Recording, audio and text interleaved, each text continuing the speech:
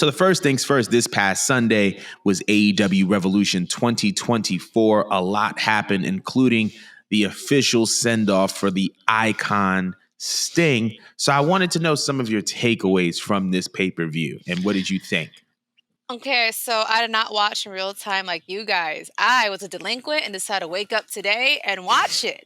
And I'm thinking, oh, I could last, I queued it up. So it was about 4 hours long. I'm like, I could do 4 hours. For some reason, and I know WWE pay-per-views are like 3 to 4 hours now. It felt like it was way longer.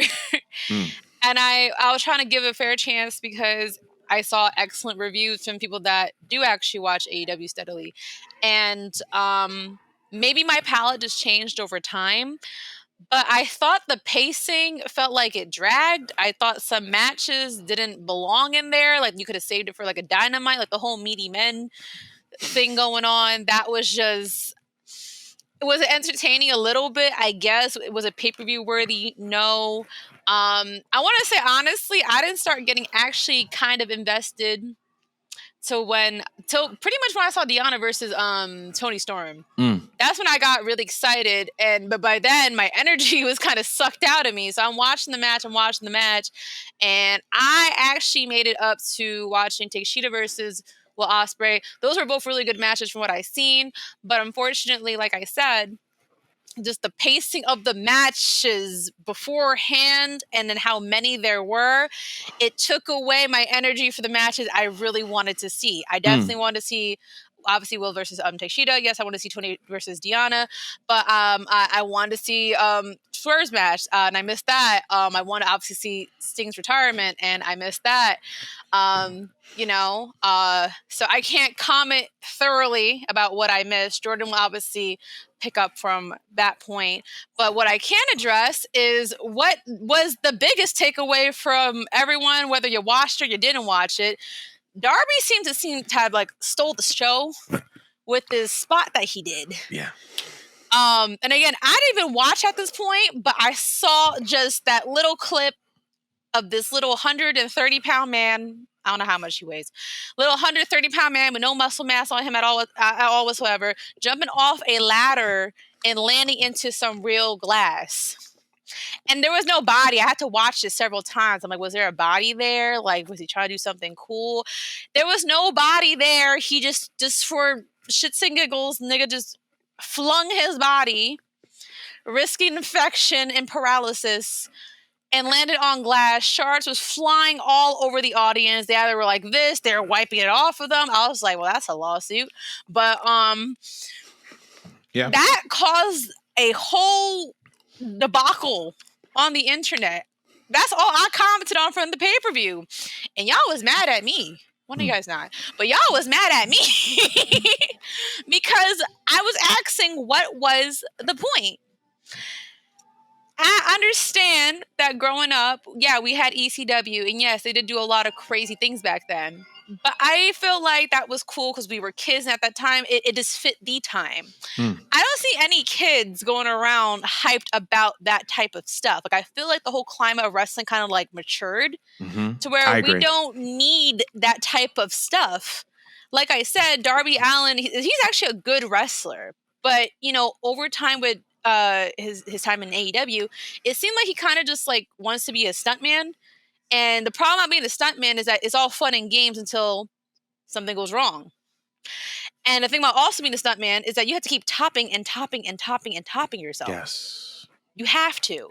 And that, again, opens up the probability that you could injure yourself. And it's like, at this point, are you a stuntman or are you a wrestler? That's where my criticism came from. I was just like, yo, I understand that it is in line with his gimmick, that he doesn't care if he dies and that he's on the edge and whatever. But it's just like, yo, it's not necessary. We kind of want you around a little bit longer. Can you do something else that is satisfying? It does not require you having shards of glass. I'd be so mad if I was your physician having to take that out. What did you do now? What did you do now and why? Because this was all unnecessary. But y'all ate me up. Not all you guys, but the AEW people that will defend this company till they're blue in the face. To the end. was trying to like say I'm too soft. I'm just like, well, what if he died? Let's just put that out there. What if he did die? Then what? Would I been too soft then? Like, this is not something that, like, again, it's even in the description of his job to do. He's just doing it because someone gave him the clear to do it. You know, I know that Sting liked it. He got a kick out of it. You know, he was commending Darby on doing like all this crazy stuff. And, you know, maybe Darby just did want to have him go out in a bang. You know, he wanted to make this feel like it's a Sting celebration. Let's like make this match super memorable. The problem that I also am thinking is that, yo, you did all this and not for nothing. Most of the world still don't know your name. Can you imagine almost dying? Can you imagine if he got injured and nobody still knows your name? Like, what'd you do that for, baby? What'd you do? What are we doing here? But no one wants to talk about that. Y'all just, you know, you guys want to defend this company to the ground, and I'm fine with you being AEW fans. But like, let's use logic here. Let's use logic. You really like this wrestler? You actually give a fuck about them. You would want them to do things within the means that they would be safe. I don't care how many times they practiced that stunt. It was stupid. It was stupid. It was irresponsible. Tony should not have cleared that. I don't care that it went well. We don't need that. AEW doesn't need that. Okay? Stipulations are really not that needed in wrestling in 2024. That's all I got to say about the Darby thing and the pay-per-view. But I'm going to pass off to Jordan. What were your takeaways? So for starters, I'm sorry, I'm just chewing on my AO. But for starters, I feel like Revolution was a really good show.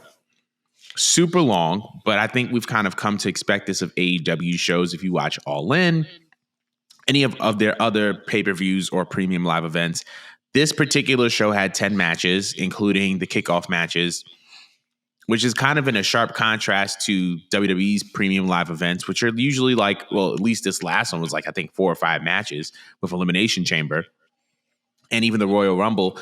So obviously the show went a little bit longer. Nevertheless, I think that's kind of a part of AEW's brand, so I'm not necessarily complaining about that. Will Ospreay versus Konosuke Takeshita stole the show, in my opinion. That was easily the best match of the night. It was a great showcase for the both of them. Nobody really came out looking weak. And it kind of solidified Will Ospreay as a main event player if he wasn't already solidified. So I think that there was that. Obviously, the biggest kind of event of the night. Well, actually, before I get to the Sting match, I also noticed that it seems like AEW is starting to lean more and more in to the Undisputed Kingdom, right? We have Wardlow winning that. It was formerly known as Meat Madness. It was then rebranded as the 8-man All-Star Scramble, the winner of which who was going to be the number one contender for the AEW World Heavyweight title. So Wardlow won that. Then obviously Roderick Strong beat Orange Cassidy to win the Intercontinental, wow, the international title. And I think it's just kind of a symbol that they're really, really leaning into the Undisputed Kingdom, and I think that they have big plans for Wardlow. Moving into the triple threat, there's so many matches that happen that you forget that the world title was defended. The triple threat match between Samoa Joe, Swerve, and Hangman. We saw, it's interesting because that's the first time I ever watched a triple threat match where the champion retained and there was still a double turn in the match. Hangman became a heel, Swerve became a face. And it positioned Swerve to kind of be able to play off the crowd a little bit more, as we saw in the latest episode of Dynamite. So yeah, we saw that, and I think that was very, very interesting. Tony versus Deanna was great. I love the way that it ended. I feel like this positioned Deanna versus Mariah May. Also, I think Whitney put this in the chat, that the Mariah May, Tony Storm story is kind of like all about Eve, where like the girl is attaching herself to the main girl and she's acting delusional, but in reality, she knows exactly what she's doing. And I could actually see that happening. So there's that aspect. So going on from that, Sting, the retirement match for the AEW tag team titles. So before I get into the Darby spot, I do have to commend AEW. This is how you treat a legend. This is how you book a legend. From the time that Sting got into AEW until the time he retired, clean record, no losses, never submitted, never pinned, and then he went out like an absolute G. He retained his titles, and Sting, apparently the Young Bucks were, Sting was open to having the Young Bucks win it, but the Young Bucks insisted, and that shows that they're willing to do good business, right? And honor a legend like Sting. Be like, listen, y'all can win the titles. We'll deal with that afterwards. But I think that the retirement, the fact that the fact that Sting had this type of career in AEW, it was kind of like his redemption tour. It was he had the perfect AEW career. He had the perfect AEW send off. His entrance with that vintage WCW 97 music, having one of his sons come out as Sting in the Wolfpack, having the other one come out as like white meat babyface Sting, and then Sting coming up as himself. Like, that was so fire. And then having his sons involved with the match was fantastic. Even the glass spot that Sting did wasn't bad because he was wearing a shirt. You know what I mean? He was wearing a shirt. He had padding underneath. So even though he went through that glass, structure, he was well protected. You know what I mean? So it was smart for Sting to do that. Now on to the Darby Allin spot. Oh my God. I can't even begin to put in words how foolish it was, because like Mo said, you risk paralysis, you risk infection, you also risk the safety and the livelihood of the fans that are nearby. And so doing something along those lines, and I don't even think that it really advanced the story of the match like that. If anything, it was just more overkill, right? Like, you brought in Ricky the Dragon Steamboat. He got super kicked. Ric Flair got super kicked.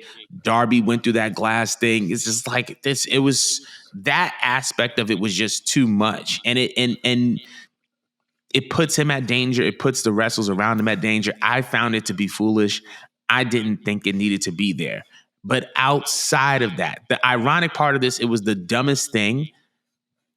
It became the most memorable moment of the match, and it almost overshadowed the fact that this was Sting's retirement match.